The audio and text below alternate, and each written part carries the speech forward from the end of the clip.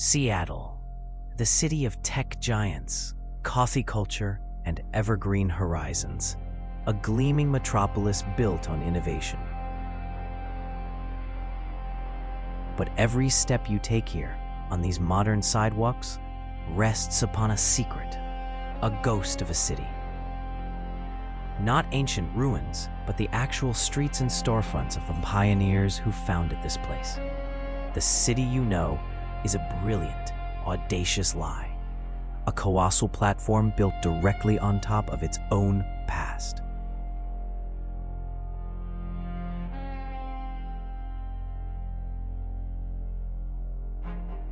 This is the story of a catastrophe so devastating and an engineering solution so radical that Seattle chose to bury itself alive. To solve one disaster, it created a forgotten, sprawling world beneath its streets. Seattle was built on a geographic trap. As this animation shows, the city sat on tide flats, so low that every incoming tide pushed sewage back into the streets. The result was a daily disaster. Avenues turned into rivers of thick, foul-smelling mud. Residents navigated on wooden walkways or even stilts. The city was literally sinking into its own waste. On June 6, 1889, a fire in a carpentry shop consumed the entire wooden downtown. 31 blocks lay in ashes, but in the smoke, city leaders saw a cruel opportunity. The fire had wiped the slate clean. Now they could finally fix Seattle's original sin by lifting the city out of the mud once and for all. Their solution was radical. Instead of rebuilding, they would physically lift the entire business district.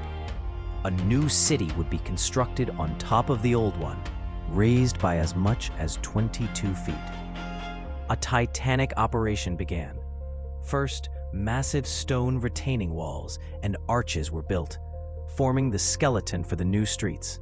Then, a relentless stream of wagons poured in fill, dirt, gravel, rubble, burying the old first floors and turning them into basements. For years, Seattle existed in a surreal state of transition. Life and commerce had to continue. Shopkeepers built temporary entrances and stairs, and customers sometimes paid just to climb up into the new first floor.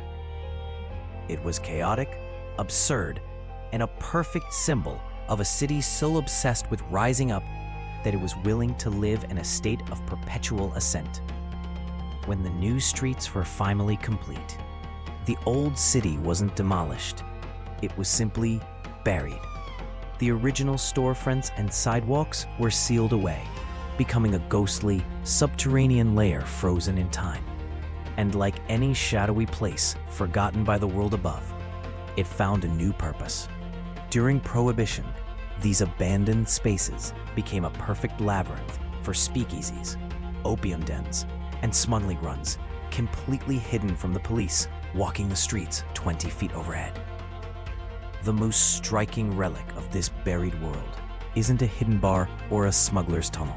It's something far more ordinary: the original public restrooms. They stand as a perfect, almost absurd monument to the city's transformation, a place where the past was literally flushed away, yet preserved in the darkness below.